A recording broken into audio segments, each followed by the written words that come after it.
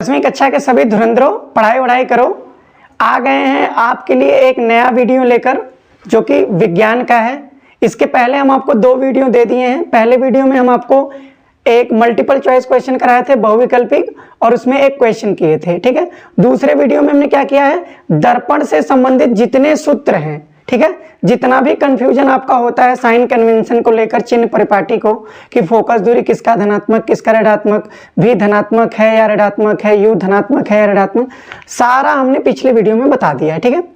इस वीडियो में हम लोग क्या करेंगे, दर्पण से संबंधित कुछ महत्वपूर्ण बहुविकल्पिक प्रश्न को हल करेंगे और एक लॉन्ग आंसर मतलब कि दीर्घ उत्तरी प्रश्न को भी सॉल्व करेंगे, ठीक है। देखिए, तो क्वेश्चन नंबर 1 आपके सामने लिखा हुआ है, अवतल दर्पण के सम्मुख, ध्यान से क्वेश्चन पढ़िए, अवतल दर्पण के सम्मुख ध्रुव और फोकस के बीच स्थित वस्तु का प्रतिबिंब बनता है, ठीक है। मतलब कोई अवतल दर्पण है। देखिए, क्वेश्चन में कह रहा है कि हमारे पास कोई अवतल दर्पण है, ये मान लीजिए अवतल दर्पण है, ठीक है। और अवतल दर्पण का ये क्या होता है, ध्रुव, फोकस, सॉरी ध्रुव मतलब पोल, और ये क्या होता है, फोकस, मान लीजिए एफ। तो कह रहा है कि अवतल दर्पण के ध्रुव और फोकस के बीच स्थित वस्तु, एक वस्तु बनाइए, मतलब वस्तु हमने ये रख लिया। तो कह रहा है कि इसका प्रतिबिंब कैसा होगा। 4 ऑप्शन दिया है आपको, सीधा आभासी छोटा, दूसरा ऑप्शन है सीधा आभासी बड़ा, तीसरा ऑप्शन है सीधा वास्तविक बड़ा, चौथा ऑप्शन है सीधा वास्तविक छोटा, ठीक है।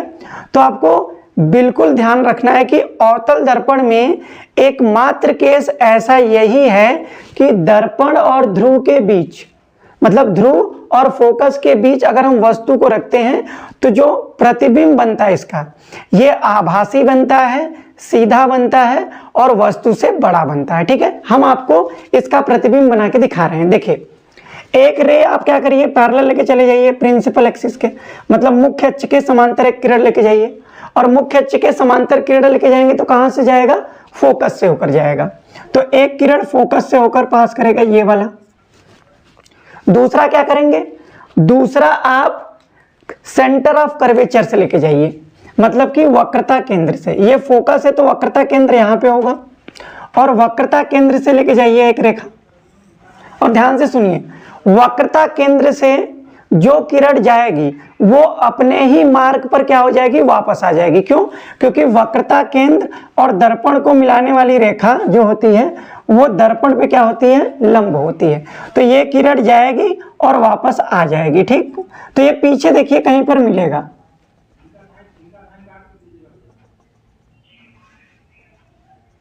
ठीक है, इस पॉइंट पे मिलेगा, और इसी पॉइंट को हम यहाँ पे अगर ज्वाइन करेंगे, मतलब मिलाएंगे, तो ये मेरा क्या बनेगा, प्रतिबिंब, ठीक है। तो प्रतिबिंब कहाँ बना है, अगर ये ए है, ये बी है, तो ये ए डैश होगा और ये क्या होगा, बी डैश। डॉटेड से हमने क्यों दिखाया है, क्योंकि जो प्रतिबिंब बनेगा वो दर्पण के पीछे बनेगा, आभासी बनेगा, सीधा बनेगा और वस्तु से बड़ा होगा। तो हम अपना ऑप्शन मिलाते हैं। ऑप्शन में क्या है, सीधा आभासी छोटा नहीं होगा, सीधा आभासी बड़ा, तो बी ऑप्शन हमारा क्या है, सही है, ठीक। अब आते हैं अपने दूसरे प्रश्न की ओर। दूसरा प्रश्न है हमारा, किसी वस्तु का आभासी, ध्यान से समझिए, किसी वस्तु का आभासी एवं आकार में बड़ा, आभासी एवं आकार में बड़ा प्रतिबिंब बनाने के लिए कौन से दर्पण का प्रयोग करना चाहिए। ऑप्शन क्या है, उत्तल दर्पण, दूसरा क्या है, अवतल दर्पण, तीसरा है समतल दर्पण, चौथा इनमें से कोई नहीं। तो ध्यान से समझिए, जो उत्तल दर्पण है वो हमेशा हमेशा और हमेशा आभासी प्रतिबिंब बनाता है, लेकिन वस्तु से छोटा प्रतिबिंब बनाता है। और अवतल दर्पण क्या करता है, अवतल दर्पण वास्तविक भी प्रतिबिंब बनाता है, आभासी भी प्रतिबिंब बनाता है, ठीक है, और वस्तु के बराबर प्रतिबिंब बनाता है, वस्तु से बड़ा प्रतिबिंब बनाता है और वस्तु से छोटा भी प्रतिबिंब बनाता है। आपको पता है अवतल दर्पण में 6 केसेस बनते हैं जिसमें हम प्रतिबिंब का बनना पढ़ते हैं। तो ये एक केस ऐसा था जब फोकस और ध्रुव के बीच वस्तु रखी जाती है तो आभासी प्रतिबिंब बनता है और क्या बनता है, वस्तु से बड़ा। समतल दर्पण क्या करता है, समतल दर्पण आभासी प्रतिबिंब बनाता है लेकिन वस्तु के बराबर प्रतिबिंब बनाता है। लेकिन हमारा क्या है क्वेश्चन में, आभासी तो होना चाहिए। देखिए आभासी ये भी बनाता है, ये भी बनाता है, ये भी, लेकिन कह रहा है आकार में बड़ा होना चाहिए। तो समतल दर्पण वस्तु के बराबर प्रतिबिंब बनाता है, उत्तल दर्पण आभासी बनाता है लेकिन वस्तु से छोटा बनाता है। तो अवतल दर्पण क्या करता है, आभासी प्रतिबिंब बनाता है और वस्तु से बड़ा प्रतिबिंब बनाता है। तो हमारा बी ऑप्शन क्या है, सही है। अब आते हैं तीसरे प्रश्न की ओर। तीसरा प्रश्न है, किसी अवतल दर्पण पर, देखिए ध्यान से, किसी अवतल दर्पण पर आपतित प्रकाश की किरण, देखिए ये अवतल दर्पण है और आपतित प्रकाश की किरण दर्पण से परावर्तन के उपरांत, उपरांत मतलब क्या होता है, बाद, मतलब पश्चात, अपने ही मार्ग से वापस आ जाती है। यह किरण अक्ष पर प्रतिच्छेदन करती है। मतलब किसी अवतल दर्पण पे हम कोई किरण डाल रहे हैं और वो अवतल दर्पण से परावर्तन के पश्चात अपने ही मार्ग पे वापस आ जा रहा है। तो ये आपको ये बिल्कुल याद रखना है कि वक्रता केंद्र पर, किस पे, वक्रता केंद्र पर से जो रेखा जाएगी वो दर्पण से परावर्तन के पश्चात अपने ही मार्ग पे क्या करेगी, वापस आ जाएगी। ठीक है, किसमें बात कर रहे हैं, चाहे अवतल दर्पण की बात करें चाहे उत्तल दर्पण के।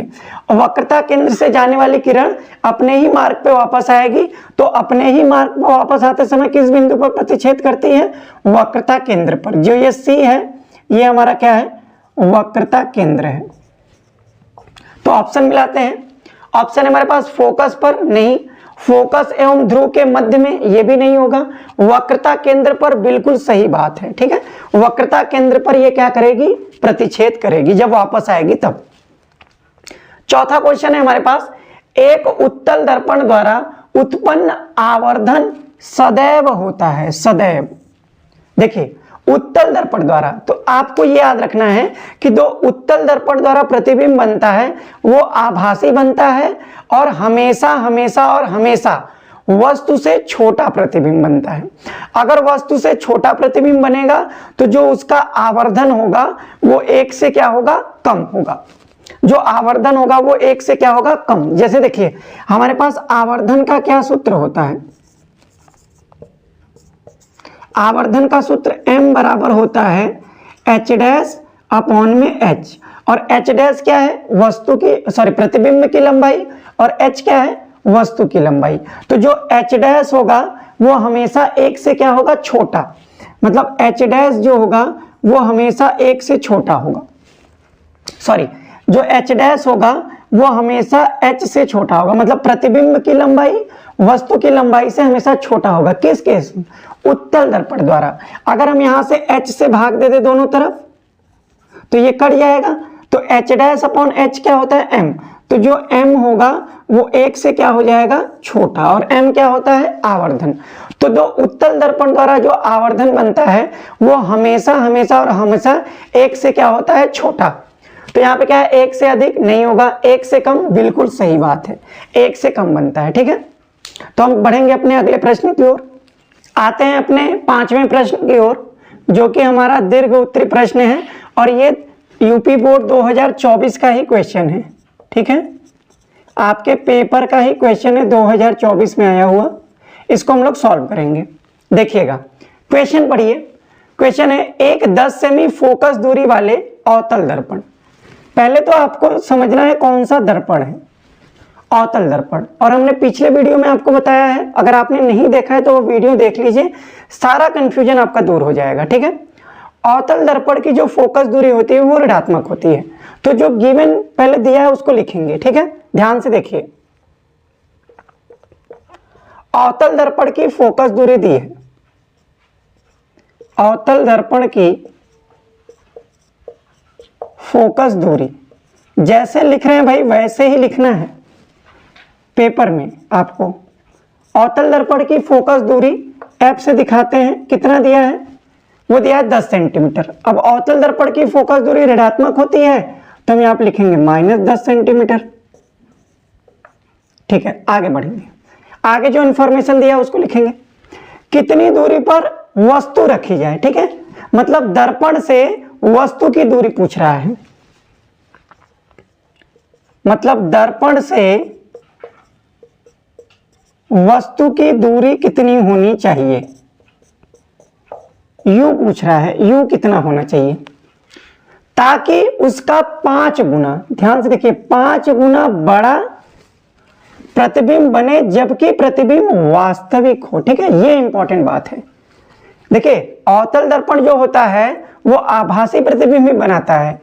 इसी वीडियो में हमने आपको बताया, कब, जब वस्तु दर्पण के ध्रुव और फोकस के बीच में हो। लेकिन ये क्या कह रहा है कि अवतल दर्पण जो है वो 5 गुना बड़ा प्रतिबिंब बना रहा है और वास्तविक बना रहा है। तो याद रखिएगा, जब भी प्रतिबिंब वास्तविक होगा तो जो आवर्धन होगा वो क्या होगा, ऋणात्मक होगा। क्या होगा, ऋणात्मक। ये सारी बातें हमने पिछले वीडियो में बता दी है। आप उस वीडियो के एक बार फिर से जाके देख लीजिए अगर नहीं देखे हैं तो कह रहा है कि उसका 5 गुना बड़ा प्रतिबिंब बनता है। मतलब आवर्धन क्या है, वास्तविक प्रतिबिंब के लिए। याद रखिएगा, वास्तविक प्रतिबिंब के लिए